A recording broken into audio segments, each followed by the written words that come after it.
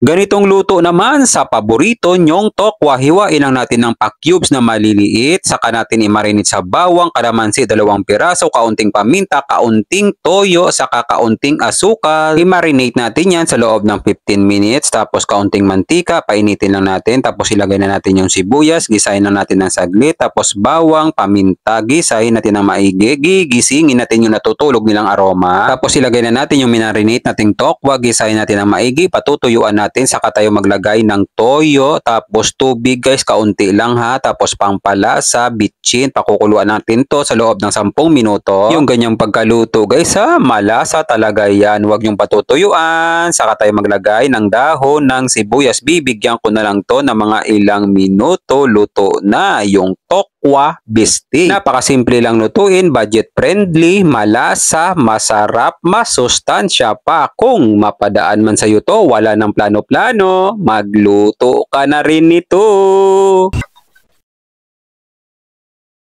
Tokwa bistik guys. Hmm.